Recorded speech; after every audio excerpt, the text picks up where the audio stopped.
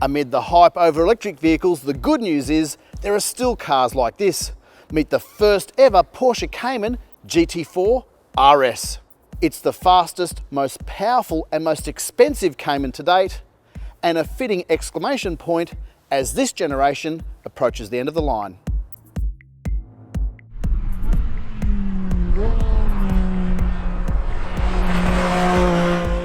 There have been high-end versions of the Porsche Cayman before, but nothing quite like this. The GT4 RS is what happens when you let Porsche's racing department have their way with the Cayman. The GT4 RS was not an official program when it started.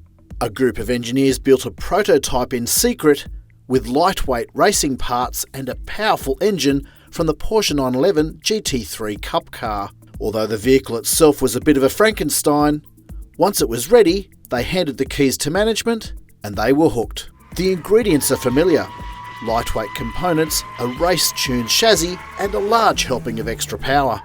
In this case, it's the same engine used in the race-ready Porsche 911 GT3 Cup car. The hand-built 4-litre 6-cylinder revs to an epic 9,000 RPM and makes peak power 368 kilowatts at 8,400 RPM. It's old-school performance using high-tech internal components, and there's not a turbocharger in sight. The engine is paired to a quick-shifting 7-speed PDK twin-clutch auto that sends drive to the rear wheels.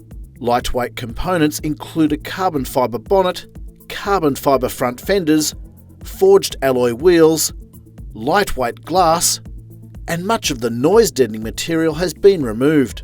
Also missing, the interior door handles have been replaced by door straps. There's no push-button start, even though this car costs $300,000. All up, the Cayman GT4 RS is 35 kilograms lighter than the standard Cayman. The forged alloy wheels save 2 kilograms in total, but a switch to optional magnesium wheels trims 10 kilos. For added perspective, the GT4 RS has the power of a V8 in a car that's 5 kilograms lighter than a Toyota Corolla hatch. That's enough to deliver a supercar quick 0 to 100 time of 3.4 seconds. To make sure the GT4 RS can handle the heat and punishment of a racetrack, the brakes have been upgraded from 380mm discs up front to 408mm. They're the biggest front brakes on the smallest and lightest car. The aerodynamic wings and fins are not just for show. They either aid cooling or add downforce at racetrack speeds. Every vent and bulge on the GT4 RS has a purpose. Well, moment of truth. We're at the Estoril racetrack in Portugal, where Porsche has put on a fleet of Cayman GT4 RS models to test drive. Some are in standard guise, while others have the optional Weissach pack, a version with even more lightweight parts, named after Porsche's engineering test centre in Germany. Among those changes are titanium exhaust tips, but even the standard ones are loud enough. Porsche read the rulebook on vehicle noise limits and discovered it only applied to outside noise. So engineers plumbed some extra noise into the cabin right behind the driver. And it is loud. Listen to that! The sound of that engine right behind your ears is like having an army drill sergeant tell you to do 10 push-ups. Oh yeah, listen to that scream.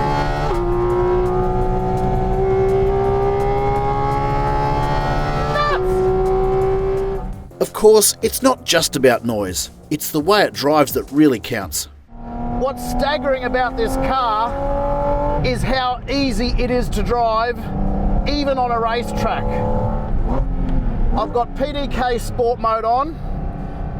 I've got the suspension in sport mode. And as you can hear, the engine revs and the gear changes are doing it all themselves. What a car!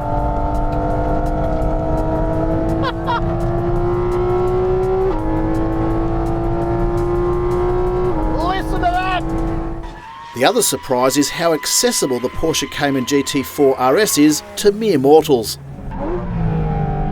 This is so easy to drive.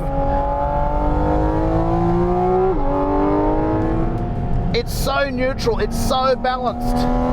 This really does make ordinary people look like they can drive.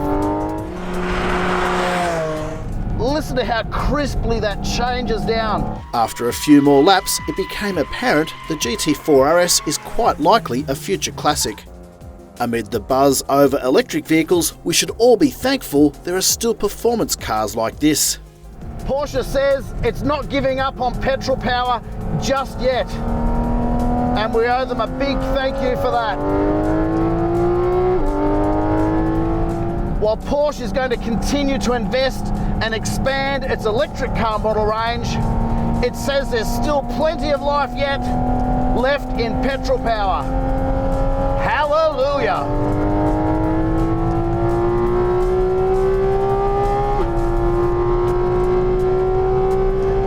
Thank you, Porsche. Thank you for keeping the petrol dream alive for just a little bit longer yet.